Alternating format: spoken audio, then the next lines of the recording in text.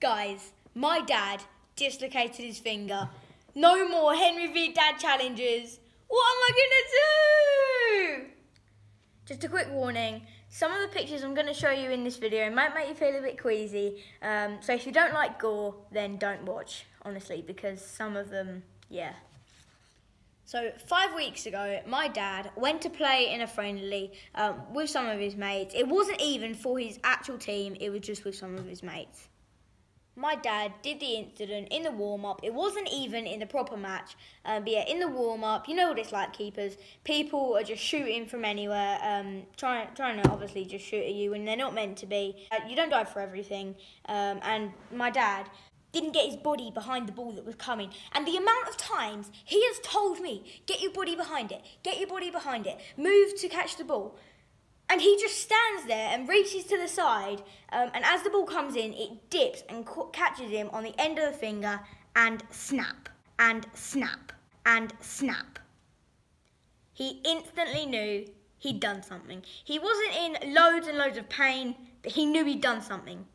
So he took his glove off, and I'm going to show you a picture of what it looked like. But if you are a bit queasy, then look away now.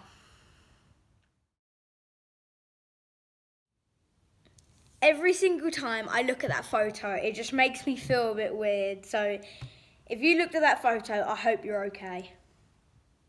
Luckily, they had a first aid kit at the match, so they strapped it all up, and he drove home. With his finger like that, he drove home. I don't know what he was thinking, but yeah, he drove home. So, luckily, when my dad got home, my friend was actually round. I think it was like a sleepover or something. So I went round then his house, and then my mum took my dad to the hospital. So when my dad got to the hospital, he was seen in about 30 minutes. And the reason it was actually so quick, because normally it can take hours, but the reason he was seen so quick was because it was an open wound. So he had some x-rays, and yeah, here's the picture from the x-ray.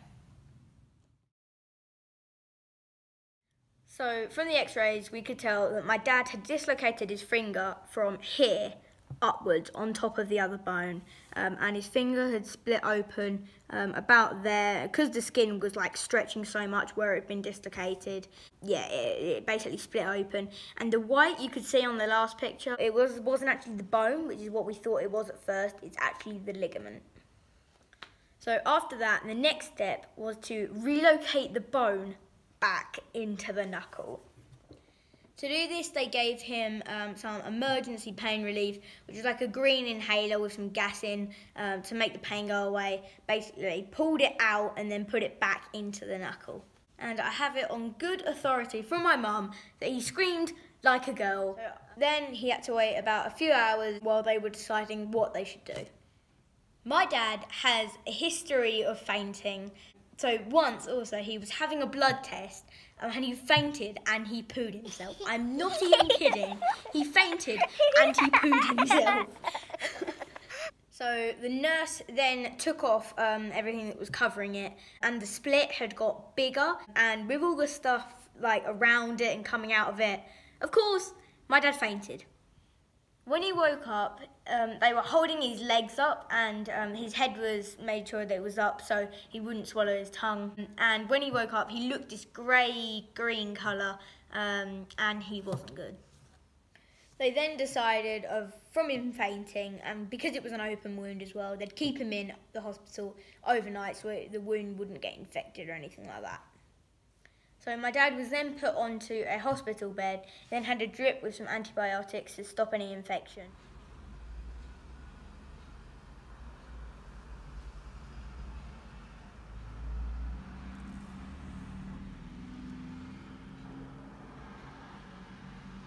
So then my mum went, and then me and my mum went to see him later that night. To be honest, it was such a fuss over a little finger. I mean, he would have been alright to just come home, would have just sat on the sofa like he normally does.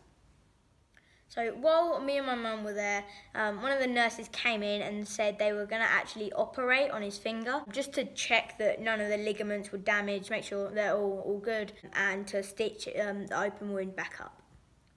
So me and my mum then left, and he had surgery that night. Then after that, they kept him in for 3 nights just to make sure that it didn't get infected, because if it did, you could lose his finger, his hand, or maybe even his arm.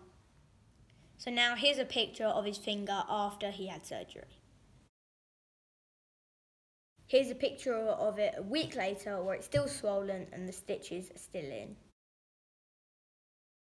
Now, 2 weeks later, some of the dead skin is drying up and flaking off, but it's still swollen. After 3 weeks, the stitches came out and the finger was looking a lot better. From then on, my dad was doing hand and finger exercises. Because he hasn't been using it for a while, it would just keep the strength in it.